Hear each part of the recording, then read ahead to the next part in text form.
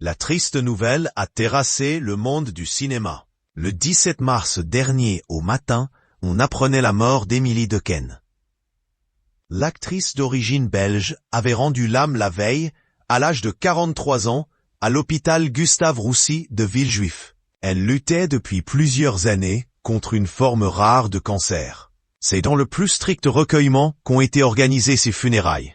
La cérémonie s'est déroulée au cimetière du Père-Lachaise, dans le 20e arrondissement de Paris, le 26 mars dernier. Proches et admirateurs lui ont rendu un dernier hommage devant son cercueil.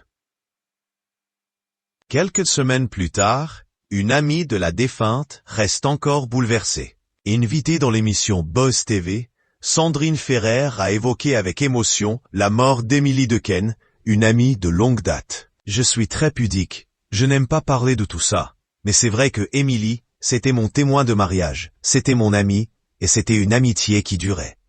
Je n'en ai pas forcément parlé, parce que ça ne regarde personne, s'est-elle confiée face aux caméras. En larmes, l'animatrice a expliqué avoir reçu un énorme cadeau du ciel, quand son chemin a croisé celui de l'actrice. C'était la bonté même, la joie. C'était une femme incroyable. Aujourd'hui, je la compare à un ange qui nous a été envoyé pour nous apporter énormément de joie, d'émotion, au travers de ses films. A poursuivi l'ex-présentatrice de Fan 2, encore sous le choc. Les hommages des stars ont afflué sur les réseaux sociaux au lendemain de la disparition d'Émilie Dequesne. Grande dame, grande actrice, une reine. Je n'arrive pas à y croire. J'aimais ton cœur si rare, j'aimais ta douceur et ta bienveillance, j'admirais ton talent. Tu vas me manquer, s'est exprimé par exemple Leila Bekti via Instagram.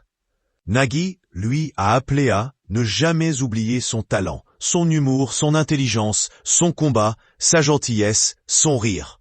La palme du plus beau texte revient peut-être à Jean-Baptiste Monnier, qui s'est rappelé un être dont la lumière ne s'éteint jamais vraiment.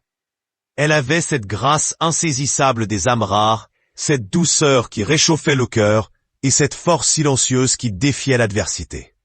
Émilie Dequesne nous manque déjà beaucoup.